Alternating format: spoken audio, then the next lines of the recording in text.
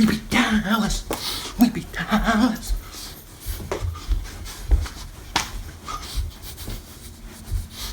We beat Dallas. We stink. Wow. The Eagles beat the Cowboys. Wow. Zach Ertz with 13 catches. Breakout game. He's going to be a stud. Brandon Graham. Tons of hurries. But nothing else. He is really good.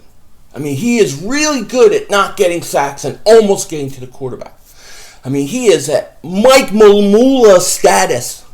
That's how good Brandon Graham is. Mike Mamula status. I mean, his 5.5, 6 sacks. Wow. We beat Dallas. We can take all that momentum and we can put it into next season. And guess what? Well, we're going to be good because we got the momentum from the 2 games that we won at the end of the year, and we're going to transfer that to next year, and we're going to be good because that's what happens. See, that's what happens. And this is the bullcrap that you're going to hear on the radio, in the papers, from all the Eagles apologists. But you ain't going to get that from Philly 500. No. Philly 500 exposes Philly sports mediocrity. And I'm going to tell you right now, we're mediocre. And you cannot take this game and the Giants game and think that you're going to carry over the momentum into next year. It's not going to happen. Zach Ertz plays great in the last 2 games of the season. He's the best tight end in the league at meaningless games. The best. He is the best. Brandon Graham played a great game today. But guess what? Dallas didn't need to win. Dallas is the number 1 seed, and they're resting their players. And let me tell you, as soon as Mark Sanchez came in, it was over. Game was over. It was done.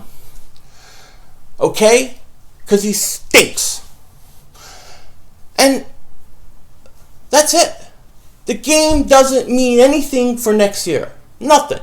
Matter of fact, if you wanted to do anything, you should have let Wentz throw a touchdown pass at the last touchdown instead of let the guy run it in. Because Wentz hasn't thrown 3 touchdowns all year. Maybe he would have felt good about himself. But you can't have your quarterback feel good about himself, can you? You can't, Doug Peterson. You want him to be Alex Smith and Sam Stinkford. That's what you want. Deacon Dunk City. Get the hell out of there. Fire him. That's what you have to do, Eagles. You have to fire him. And I will guarantee all Eagle fans, you will never win a Super Bowl with Doug Peterson. You will never make the playoffs with Doug Peterson. It's done. You can't do it. It ain't going to happen. Now, if you think like me, and you know you'll never make the playoffs with him, and let's say you won't, do you want to keep him? Do you want him on your team? Because I don't. I don't want him. If I know he ain't going to the playoffs, or if I believe he ain't going to playoffs, I don't want him. And I really, in my heart, I don't think much of Doug Peterson. And once again today, watching him call plays, which were horrendous, he stunk. And he shows you again and again that he's not head coach material. He's not a play caller in the NFL. Let Frank Reich call plays. Really, if you want him to stay, then Frank Reich has to call the plays next year. No more Peterson. But I don't think he'll ever make the playoffs.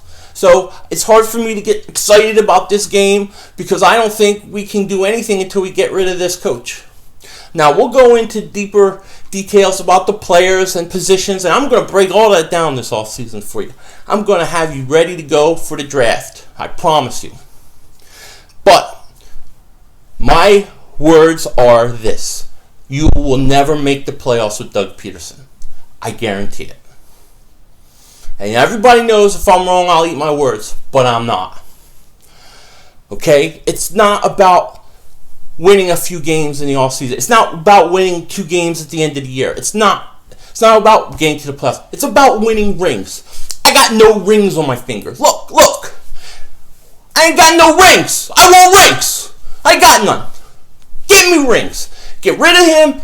and get me rings. When I have rings on my finger, then I can take chances on stinky coaches and stuff like that. But I ain't have no rings. When I get rings, then you can talk about how great the coach is.